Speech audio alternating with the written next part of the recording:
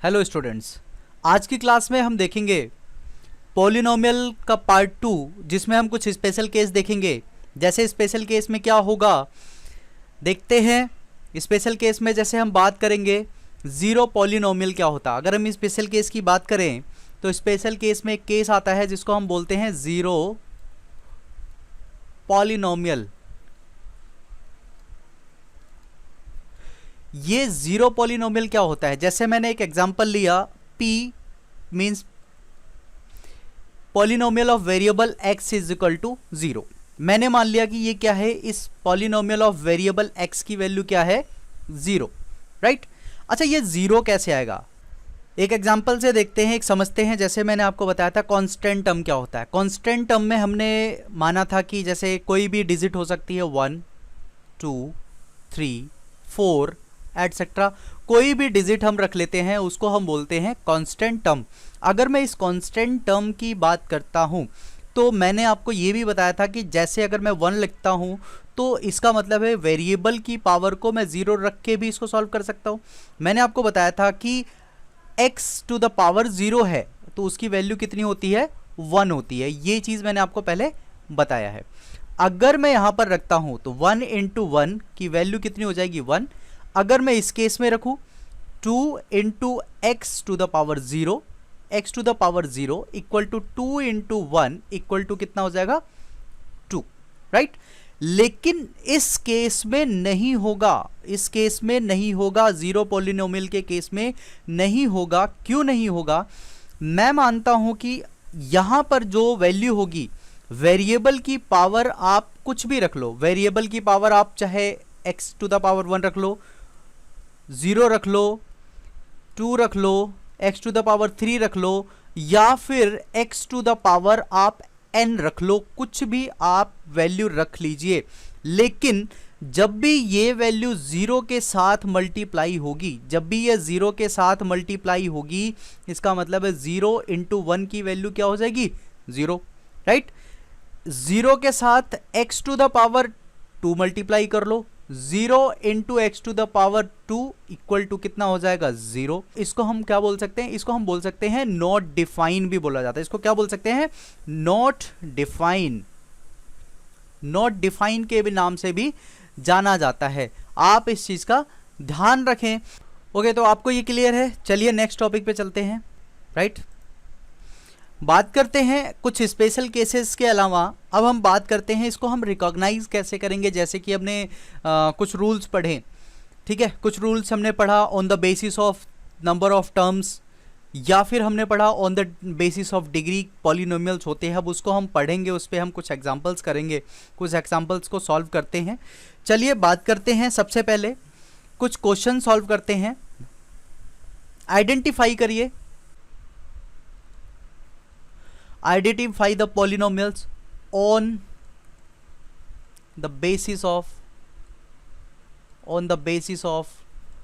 terms। अगर हम on the basis of terms की बात करें पॉलिनोमियल की, अगर मैं पॉलिनोमियल की मैं बात करता हूं, polynomial on the basis of terms पर बात करूं, तो सबसे पहले अगर मैं एक एग्जांपल लेना चाहूं, example number 1, 4y plus 3y square, right. एक एग्जाम्पल लिया और इस एग्जाम्पल को समझते हैं। हमने बताया था, मैंने आपको बताया था कि इसमें टर्म्स के बेसिस पर भी कुछ पॉलिनोमियल्स होते हैं। जैसे हमने बात किया था मोनोमियल्स, राइट, बाइनोमियल्स, ट्राइनोमियल्स, इस तरीके से हमने बात किया था, ठीक है। लेकिन यहां पर अगर हम देखें तो टर्म्स के हिसाब से, टर्म्स कैसे पता चलेगा, जब भी कभी भी कोई भी माइनस या प्लस से कोई भी दो वैल्यू जुड़ती है या फिर माइनस होती है तो वो टर्म्स होता है। अलग अलग दो टर्म्स को हम जोड़ सकते हैं, घटा सकते हैं, यही होता है। अगर हम देखें तो इनके बीच में ये साइन कितने हैं, अगर हम इस प्लस माइनस के साइन को देखें तो ये कितना साइन है, सिंगल एक साइन है। और यहाँ पर टर्म्स कितने, एक टर्म ये है, एक टर्म ये है। इसका मतलब यहाँ पर टोटल टर्म कितने हैं, 2 टर्म्स है। तो इसको हम क्या बोल सकते हैं, बायनोमियल बोलेंगे। क्या बोलेंगे, बायनोमियल, राइट। इसको हम क्या बोलेंगे, binomial on the basis of terms. एक और एग्जांपल लेते हैं, एग्जांपल एक और ले लिया मैंने, 3x, राइट। यहां पर अगर हम देखें, यहां पर कितने टर्म्स हैं, यहां पर कितने टर्म्स है, क्या यहां पर कोई प्लस या माइनस का साइन है? नहीं है, राइट? अगर नहीं है तो इसका मतलब है कि ये सिंगल टर्म है, और सिंगल टर्म को मैंने आपको बताया था, इसको हम लिखते क्या है? मोनोमियल। क्या बताया था? Monomials, right? ये तो आपका मोनोमियल हो गया, राइट? एक और एग्जांपल लेते हैं, एक और एग्जांपल से समझते हैं। जैसे आपके सामने एक क्वेश्चन लिख दिया मैंने, 5t cube plus 6t plus 2। अगर इसकी मैं बात करूं, अगर मैं इसकी बात करता हूं तो यहां पर आपको कितने टर्म्स दिख रहे हैं? एक्सप्रेशन कितने हैं आपके सामने? एक एक्सप्रेशन यहां है, एक एक्सप्रेशन यहां है, दो एक्सप्रेशन है। टर्म्स कितने हैं? 1, 2 और 3। इसको हम क्या बोल सकते हैं? ट्राइनोमियल। यहां पर अगर देखें तो ये 3 है, तो इसको हम क्या बोलेंगे? Trinomial, trinomial, right? तो ये हो गए आपके। आई होप आपको ये समझ में आया होगा कि ये on the basis of terms की अगर हम बात करते हैं तो on the basis of terms हमने ये इन चीज़ों के बारे में पढ़ा था, टर्म्स के हिसाब से आपको क्लियर हो गया। एक और एग्जांपल ले लेते हैं, एक और एग्जांपल से समझते हैं।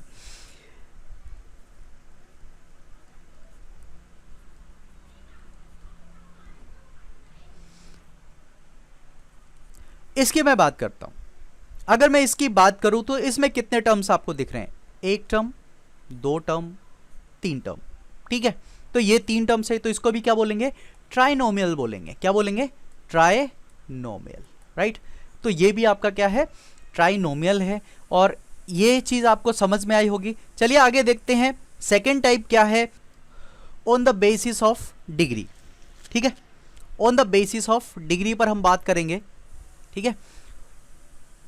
Polynomials on the basis of degree, ठीक है? कुछ एग्जांपल्स लेकर समझते हैं, ज़्यादा अच्छा लगेगा आपको, ठीक है? आपके सामने कुछ एग्जांपल्स हैं, जैसे कि इस एग्जांपल्स को अगर मैं पहले देखूं, हम बात कर रहे हैं identify the polynomials on the basis of degree, right? अगर मैं डिग्री के हिसाब से बात करूं, इन पॉलिनोमियल्स की पहचान कैसे होगी? जैसे कि आपके सामने है, आपके सामने ये क्वेश्चन दिखाई दे रहा है, आपको दिखाई दे रहा है, बिल्कुल क्लियर है। 3x² plus 5। मैंने कहा था कि जब भी कभी हम डिग्री के बेसिस पर पॉलिनोमियल्स को आइडेंटिफाई करेंगे तो हम उस पॉलिनोमियल की मैक्सिमम डिग्री देखेंगे, उस पॉलिनोमियल की मैक्सिमम डिग्री कितनी है।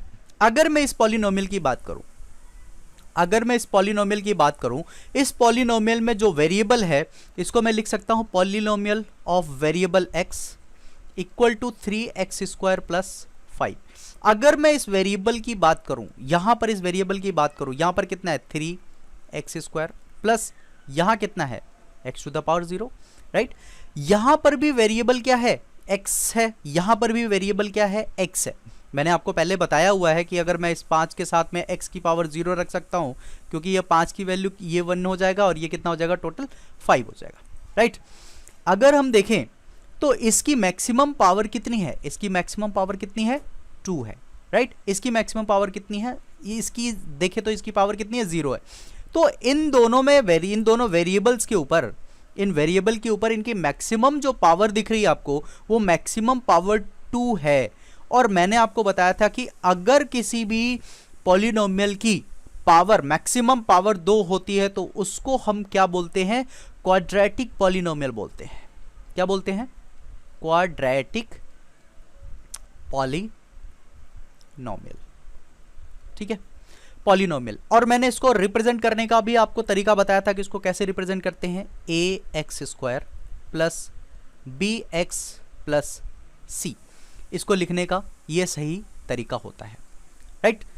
नेक्स्ट क्वेश्चन पे चलते हैं। अगर नेक्स्ट क्वेश्चन की मैं बात करूं, इस क्वेश्चन की बात करूं, इसमें मैक्सिमम पावर कितनी है? इसमें मैक्सिमम, ये वेरिएबल है, यहां पर भी वेरिएबल है, यहां पर भी वेरिएबल है, लेकिन x की वेरिएबल की, x जो वेरिएबल है उसकी पावर कितनी है? 0 है। अगर मैं मैक्सिमम की बात करूं, मैक्सिमम डिग्री कितनी है इसकी? अगर इसकी मैक्सिमम डिग्री की मैं बात करूं, मैक्सिमम डिग्री जो है, मैक्सिमम डिग्री कितनी है? 3 है। और अगर मैक्सिमम डिग्री 3 है तो इसको हम क्या बोल सकते हैं? इसको क्या बोल सकते हैं? Cubic polynomial. क्या बोलेंगे? Cubic polynomial, right? नेक्स्ट वाले की देखते हैं। अगर मैं इधर की बात करता हूं, ये जो पॉलिनोमियल दिख रहा है आपको 4x, राइट। अगर मैं यहां पर x की वेरिएबल की बात करूं, x का जो वेरिएबल है वो कितना है, x जो वेरिएबल है, x वेरिएबल की जो पावर है वो कितनी है, 1 है। अगर किसी की भी पावर 1 होगी तो वह वैल्यू क्या कहलाएगी आपकी, लीनियर। क्या कहलाएगी, लीनियर। इसका मतलब है कि ये क्या है, लीनियर पॉलिनोमियल है। आई होप आपको ये चीज समझ में आई होगी, हम कैसे किसी चीज को आइडेंटिफाई कर सकते हैं, कैसे पॉलिनोमियल को उसके डिग्री के आधार पर या फिर उसके टर्म्स के बेसिस पर हम उसको आइडेंटिफाई कर सकते हैं। आई होप आपको ये बात समझ में आई होगी कि पॉलिनोमियल्स को हम अलग अलग तरीके से कैसे आइडेंटिफाई करते हैं। अगर आपको वीडियो अच्छी लगी हो तो आप वीडियो को लाइक करें और चैनल को सब्सक्राइब करिए।